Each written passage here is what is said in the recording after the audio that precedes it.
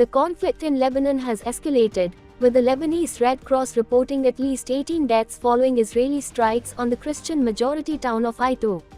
The targeted building was rented to displaced families, and the attack also left 4 people injured. In response, Israel has ordered the evacuation of residents from 25 villages, urging them to move to safer areas north of the Awali River. Meanwhile, Hezbollah has intensified its retaliation, claiming to have targeted an Israeli naval base near Haifa. This follows a deadly drone strike that killed 4 Israeli soldiers, marking the most lethal attack since the onset of hostilities. The Israeli military confirmed intercepting additional rocket launches aimed at its training camps. On the diplomatic front, Iranian Foreign Minister Abbas Araghchi has condemned what he described as U.S. obstruction at the United Nations Security Council regarding the escalating conflicts in Lebanon and Gaza. In a conversation with his Chinese counterpart, he praised China's efforts to curb what he termed the crimes of the Zionist regime in both regions. Tragically, the situation in Gaza continues to worsen, with the Palestinian Health Ministry reporting over 42,000 deaths since October 7.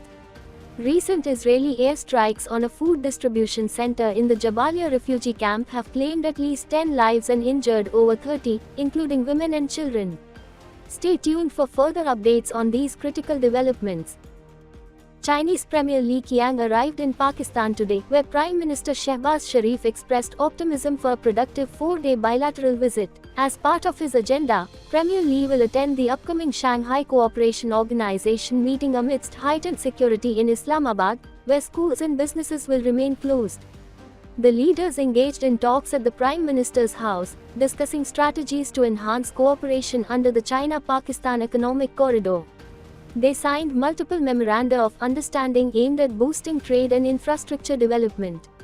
In Karachi, Pakistan People's Party chairman Bilawal Bhutto Zardari announced a commitment to judicial reforms, emphasizing the party's focus on supporting small farmers through initiatives like the Hari Card.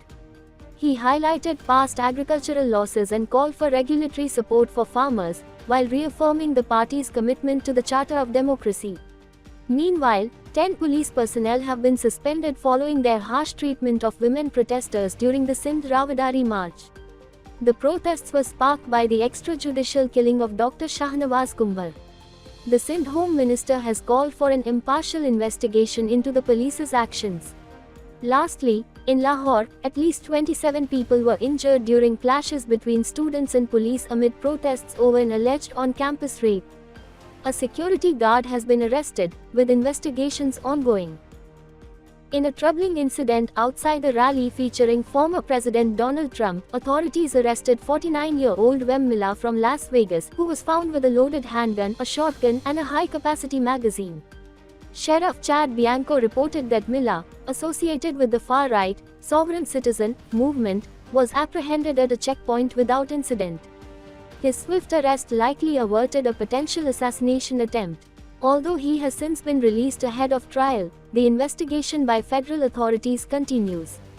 In fundraising news, Trump's campaign has turned to GoFundMe to gather support for victims of his July assassination attempt and Hurricane Ellen's devastation, raising over $14 million. Legal experts confirm this move complies with campaign finance laws, marking an unconventional approach for a presidential candidate. Meanwhile, Vice President Kamala Harris and Trump are set to clash in Pennsylvania, each addressing voters in different regions of the state.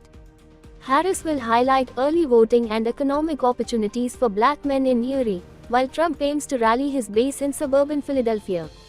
Pennsylvania's 19 electoral votes are crucial, with both candidates vying for undecided voters in this key battleground state. Stay with us for more updates.